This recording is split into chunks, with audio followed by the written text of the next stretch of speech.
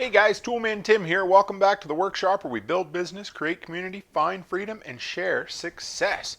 It's time for Saturday, which means it's time for the weekend workshop, which is quickly becoming the highlight of my week. I love putting together these videos because it's kind of a passion project for me.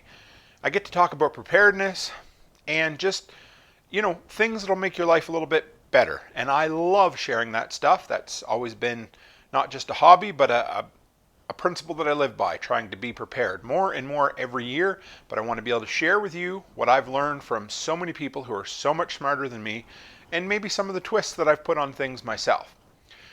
So, as you know, or as you might see, I've tweaked the thumbnails a little bit. Things look a little different. This started as an ODYSEE exclusive series, and I came to realize that people want to see my content, and it's not fair for viewers to not be able to see my content across whichever platform they want to watch it on. So all 5 of my weekly videos are now going to be available on all the platforms all at the same time. But every Saturday you'll still see the ODYSEE thumbnail on the video screen, or on the thumbnail itself, promoting ODYSEE. As well, I'll use this platform every week to let you know about a YouTube alternative that is creator focused and censorship reduced, that you guys may not have heard about, or if you have, take a minute and go by and check it out. Subscribe there, follow my channel, and honestly, it's a really cool platform that pays their creators in cryptocurrency and rewards them for doing incredible things.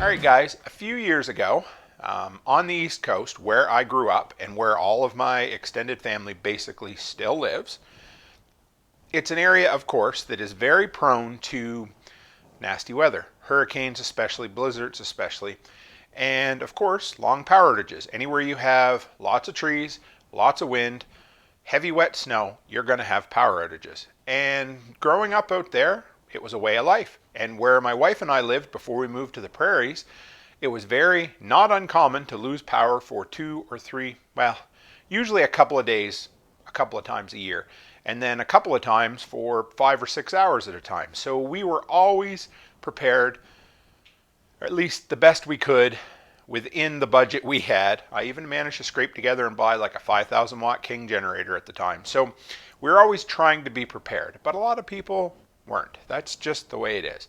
Anyway, since we moved out to the prairies, we really don't have a lot of power outages out here. And I'm not trying to jinx it, because we just had an 8-hour power outage a couple of weeks ago. So it does happen. It's just not as common.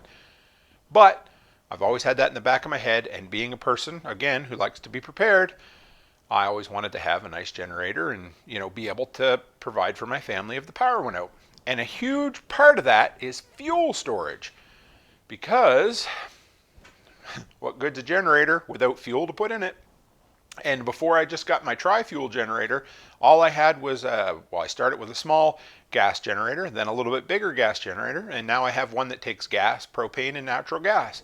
But the important part is, if you don't have fuel to put in your generator, you might as well not have a generator. So, real quick, I know you guys, I'm sure you've heard of, Jack Spirko's fuel storage system, and I've basically followed that. It's incredible advice. It works really well. So let me cut here and show you what my fuel storage system looks like, and then I'll come back and tell you some of the things I do to improve it, things that have helped me out. It's pretty simple, but sometimes I'm a visual learner and I love to see things. I love to hear it as well, but and there is no feeling worse than knowing you need fuel and not having it. Like I said, on the East Coast where I grew up, I talked to my parents quite a bit, and a while back they had a nasty long-term power outage. And my brother-in-law had a generator, but he didn't have a whole lot of gas. So the closest gas station that was open with a generator was a half-hour's drive away. And he took the empty gas cans he could take, drove there, sat in line for multiple hours, waiting to buy fuel, and by the time he got up there, they allowed him 1 5-gallon jug, 20 liters. That's it. An hour's round trip plus whatever time you wasted to go there to get enough fuel to probably drive back and maybe run a generator for a few hours. Like, it just doesn't make any sense. And that's what's going to happen. The prices will go up. The availability, you'll have to travel further to get it. You'll be able to get less than you want, and you'll have to wait way too long to get it. So why not stock up ahead of time when, well, the price of gas is never cheap, but when it's at the normal market price, available in as much quantity as you want, and without any stress or fear of hoarding, because you are just being prepared. You're buying ahead of time when there's enough on the market to go around for everybody.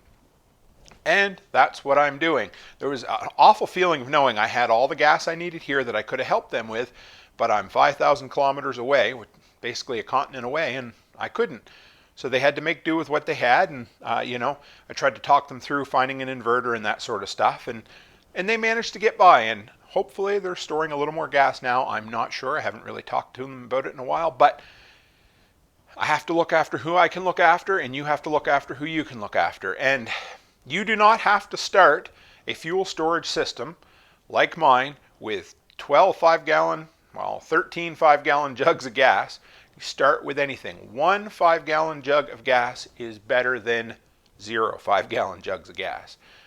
And you can go and buy a brand new jug every payday or once a month if you want, or look for them on the side of the road. That's what I do, because they always, empty ones blow off people's truck. If you're not too nervous about stopping on the side of the highway, stop and pick it up, or buy them at yard sales. Look on Facebook Marketplace. People are always selling them used, and they're always at estate sales. You can go and buy 6 of them for $10. Sometimes you'll find them. I go to clean out empty properties, and people who will have stored old used motor oil in them. A lot of people think, that's got to go to the dump. Well, the first thing you do is find a waste oil place where you can get rid of the oil. Dump as much as you can in there. Then dump a little bit of old gas into the oil and mix it up. Dump it out. Do that 3 or 4 times. Sometimes if it's real nasty, you might have to put a little gravel in there and shake it around. But I've done that, and I have gas jugs that I have completely cleaned out and used for fuel storage. So there's always that. Keep an eye out. Even if you find a broken gas jug, save the vent cap, save the little medallion, save the ring, save the spout, save the rubber grommet that goes on that. All of that is stuff that you can end up buying, that you can save for free or salvage off of something else. Now, a lot of people ask, don't you have a lot of problems? Because we do. I mean, the temperatures go up and down, minus 40 to plus 30, which is in the 80s or 90s here. So, there's days when I can come in and those gas jugs will be sucked right in, and then other days they're like blown right up. And they hold. If you'd asked me last summer, I would have told you I've never had an issue with a single gas jug. But one of my salvaged gas jugs last year, I came in and I could smell fuel. And I walked and I couldn't see it, and there was a little bit of puddle on the ground, but I couldn't find a leak anywhere. And then I looked and I seen this tiny little pinhole that had swelled up and cracked on the seam of an old gas jug, and it was shooting the size of the head of a pin, just this kind of fine. I put my hand and got it, just hit me like that. So I took it outside, relieved the pressure off it, dumped it into a fresh can, and that was the end of that. So, as long as you're not storing open matches and things, and you've got enough ventilation. I'm not telling you what to do, I'm telling you what I do, and I have not had an issue.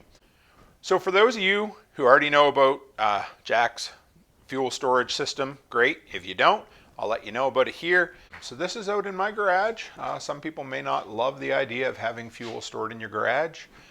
I've never had any real issues. You just keep an eye on it, look for any cracks or creaks it might have developed. The shelving that I have it on is good and sturdy. It's made out of leftover 2x4s and some leftover 3/4 inch plywood before you needed to sacrifice a newborn in order to buy it. So it's handy, it's good to have. So as you can see, they're all labeled 1 through 12. Am I missing any?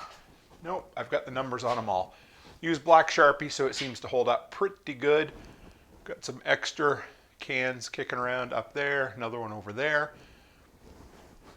So, and one more little one hidden in here. I always keep everything on the same system.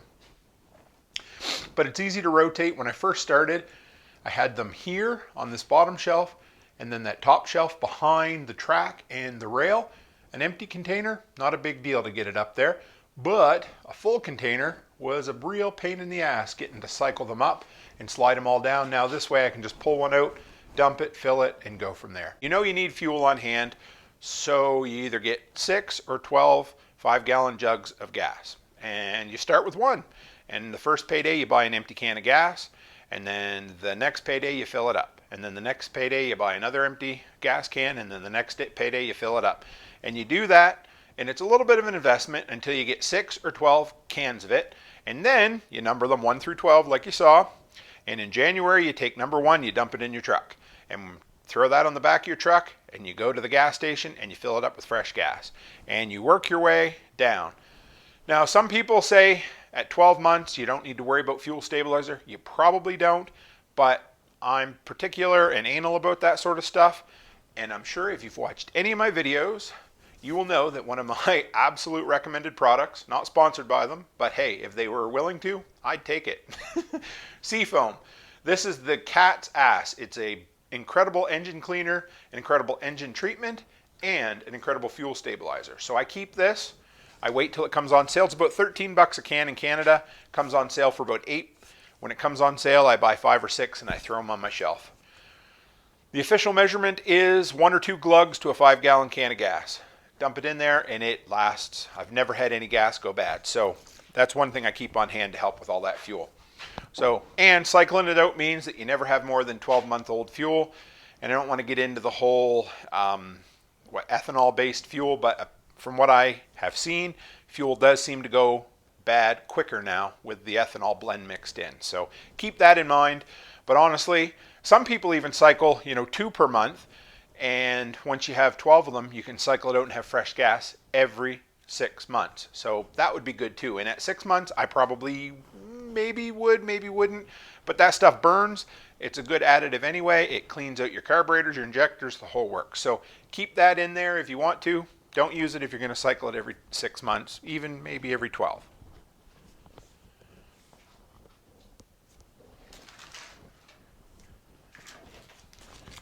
So another little thing that I came up with, I'm sure you guys had the same issue in the States, but real quick, I love to centralize on it doesn't matter which platform or, but specifically have everything standardized on a single platform. You guys know I love my DeWalt, so I am standardized on DeWalt batteries. In Canada, we have Wedgeco and Scepter gas cans. There's no reason to have a bunch of each unless you inherited them and you got them for free. But I have over the years, every time I do a garbage haul for somebody, and if I find a Scepter gas can, those are the ones I like. They seem to be a little better quality. I save them. Within reason, of course, but I've got, what is that, a 2.5 gallon, I got a 1 gallon, a bunch of, of course, lots of 5 gallons, lots of 2.5 gallons, and I keep them on hand. Now, for a while, the Canadian government, in their infinite wisdom, were eliminating the vent hole in the back. And so all they had was that stupid, the vent, or the, what do you want to call it, the spout that had the 2 holes in it, the built-in vent, and it would pour good for about 12 seconds, and then it would glug. And then after that, mosquitoes are in here already, and then after that it would just glug and make a mess. So I went on eBay and I bought the biggest bag of vent plugs I could find. And if you haven't seen these are dirt cheap. If I can find a link on Amazon, I'll link them. They go in really tight, and really hard. You drill, I think it's a 7/16 hole. I might be wrong. I'll have to look it up. But I got a great big bag of them. They'll last me 100 years because since I've done that, they've started putting the vent caps on the back again. So obviously they had enough complaints. But basically, you drill a hole, you push it in there, and then that closes down. It's very tight. But if the pressure ever gets high enough, this will blow off and open before the can itself will split and split up and throw gas everywhere. So if you're looking for some of those, that's another little tip.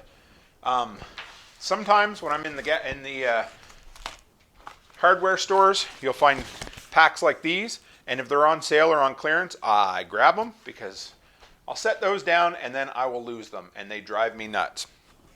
That as well. The little vent caps, whatever you can find. If you can find these for cheap, pick them up. Make sure the brand matches up for you.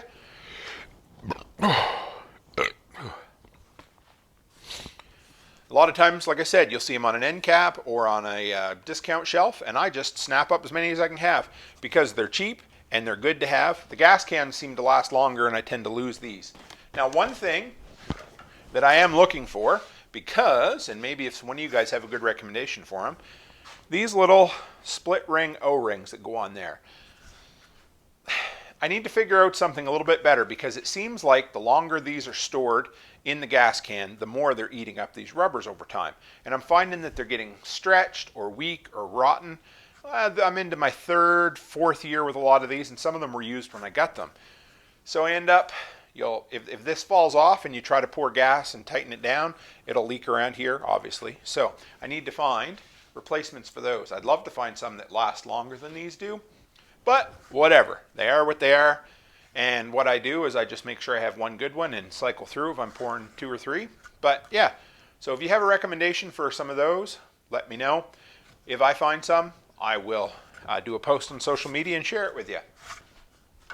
And one other thing that has become somewhat essential in my fuel storage system, whatever you want to call it, is one of these guys.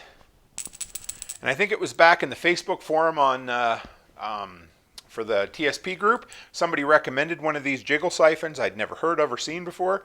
And whenever I see jiggle siphon, I have to giggle like a little schoolgirl. See? Anyway, all it is a copper valve with a glass check ball in there. And you put this end, how's it go? So this end goes where you want the fuel. This end goes down in the fuel barrel. And of course, as long as you know how siphons work, the source is higher than the outlet. You put it in there and you go, shake it up and down 4 or 5 times, creates its own siphon, and if you're careful and it's warm out, this works great. If it's cold, this is a piece of shit. No, well, not really, but it's close. Honestly, I did it this winter and I made a mess because this just gets too damn rigid in the cold. So I need to find something that stays really flexible and pliable all the way through the year. I do like the clear though, so you can see through it, but this is dirt cheap. It's like $12 on Amazon. So if you're looking for one of these, get one. I'm almost thinking about maybe looking for a little battery transfer pump just to make my life easier. But I really like this. I'm going to try to find a more buy it for life option in this realm. So if you guys have any suggestions on that too, put them in the comments below because, yeah, anyway, you know, I can ramble on about this shit all day long, but yeah, this is an awesome product for what you pay for it. But if I could find an even better quality one, I would snap it up. So a few other things about my fuel storage. When I only had 12, I found myself quite often, if I was in a hurry on a Wednesday morning getting ready to go out mowing, I would steal gas out of one of those jugs. Not a big deal, but I would end up, I'd forget about it. I'd set it back up and I'd have half a jug there or whatever. So I ended up buying a 13th 5-gallon jug that is just for my fuel. And another thing, I use a lot of mixed fuel for my weed whippers and a lot more in the winter for my snow blowers.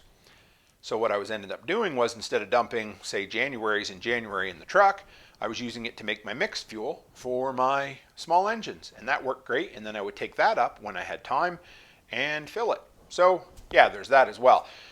But you always have to engineer around yourself or in spite of yourself because like I said, I was always stealing gas for my mowers and that sort of thing.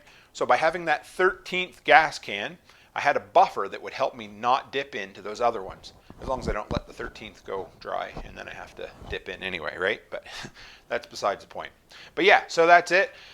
I don't know if you guys do what I do, but I have my 2.5-gallon jugs. I label them mixed gas and straight gas. I don't know if can we even still call it straight gas? My dad always brought me up to call it straight gas, so I label it on there anyway. But just make sure you keep them straight, and whenever you hire somebody new, make sure you tell them the difference between mixed and straight gas because it can cost you a lot of money. So you know the whole 2 is 1, 1 is none, 3 is a guarantee. Well, to me that's important. And function stacking, you guys know that term. It's a great term. And another thing that Jack champions all the time, but it's true. And fuel is great. It's awesome for a generator, but you know what else you can use it for? Driving. So another thing, another maybe overlooked or not so often thought about area of fuel storage is your trucks. I have 2 work trucks out there, both with 100-liter fuel tanks in it. 100 liters divided by 4, 25 gallons each, roughly. So I never let them get below half. I try to keep them full all the time so that in my mind, I guess if shit ever hit the fan or I needed to go a long ways, a long time ago, I always in my mind thought, could I drive coast to coast on my fuel storage? I don't know why, but home it was originally on the East Coast, so I always thought, hey, but you just want to be able to have fuel that if something bad, a natural disaster, a wildfire, whatever, I could go without worrying about it. And I figure I've got enough fuel between my 12 5-gallon jugs and the 50 gallons between the two trucks out there that I should be able to drive 3/4 of the way across the continent if I ever had to. Not going to do it, but I'm just saying. So not just to run your generator off of, but also to run your vehicles in an emergency. Or say the gas station shut down and I still need to get out and work. I've got enough that if I'm careful, I could work for 2 or 3 months and still make money even if the fuel stopped flowing. That's important too. You hate to think about things like that, but things are crazy. Let's just leave it at that, hey guys? But really though, it is absolutely important to have fuel on hand. And buy it when you can, have it when you can, but don't spend money on it that you would take from something else that's a necessity. Always use money that is extra or find a way to earn money. Right now I've been doubling up my SO Extra points so that I can earn free fuel. I know is it Gas Buddy? I think they call it. In the States especially, you can earn lots of points for referring. I know Fred, if you watch this, I know he does that. At least I'm sure he does. And that's an easy way. You refer gas prices or put them in and they'll give you credits for free gas. So use that. Any way you can find to save money. You can do this on the cheap if you're careful because gas is damn expensive. I'll touch on some other fuel because this is fuel storage. It's mostly gasoline storage. But if you have any questions, throw them in the comments. I'll do a follow-up video on anything you ask about this because this is one of my passions too. Geek. I'm just kidding. But really though, I love talking about fuel storage and emergency preparedness. You know that. Propane. So a few things. For a long time, I was getting leftover propane tanks from rentals that people would walk away from. But a lot of times they were either expired or nearly expired. And it used to be a lot easier to get tanks filled that they didn't care about. Nowadays, they seem to be cracking down on that a little bit. So what I end up doing is when a 20-pounder gets to the end of its useful life, when it gets to the end of its government mandated life expectancy without paying another premium and getting it re-established or whatever, I go out and I fill it and I throw it on a shelf and I forget about it. So that is my backup for my backup for my backup. I can cook off that. I can run my generator off it. It's great. Now I'm standardizing with 30-pound tanks because the volume per price is a little bit cheaper to buy the tanks themselves. My camper takes 30-pounders, so I can put them on there. In a pinch, I can hook my barbecue up to them. And of course, it gives me more capacity for my generator. So yeah, I mean, all in, why not? And as far as the actual footprint of them, a 30-pounder is just as good as a 20-pounder. It doesn't take up any more space. A little more weight, but I love it. So I'm doing away with all my 20-pounders except for as they expire, I fill them up and just throw them on a shelf because propane's good indefinitely. Now, I'm also getting a conversion kit. This is another plan coming soon. Just extended my deck so my barbecue can now sit on my deck. I'm going to get a conversion kit for my barbecue, swap it over to natural gas, have an outlet put in because the gas meter is right there so that I can hook up to it, and then I can tap into that with my generator in a grid down, power outage, whatever kind of situation. So that's another form of fuel storage because in all the time I've been here, and we've never had a natural gas outage. It can happen. There could be a natural gas shortage, and that is why we store multiple forms of fuel and have multiple ways to generate heat, lights, and electricity when the power goes out. But of all things, natural gas is the most reliant or most resilient in this area. I do remember a nearby town did have some spotty outages after a break in the pipe in the middle of winter for a few hours one time, and that's the only time I've heard of that since I've lived out here in 7 years. But so I can tap into that. Even if the power's out, the gas still flows unless it's a huge natural disaster. And then of course I got all of my petroleum products there and some propane. So that's my fuel storage system. I'm sure I've missed a bunch of things, but I've already been 25 minutes. Although when I edit this, it'll probably be like 22, but whatever. You guys know what I'm talking about. But if you have questions about what I do, this has been picked and chosen from a lot of people. And like I said, Jack's system over on the Survival Podcast is incredible. And I wanted to share with you what I've learned by implementing his system, what things I keep on hand, what tips and tricks and hacks, that sort of stuff. So that's it for me for now. If you got questions, share them in the comments below, or even better, let me know what you do for fuel storage, some of the tricks and tips that you figured out, because I love that kind of stuff. And as always, guys, stay happy, stay healthy, and have a great week.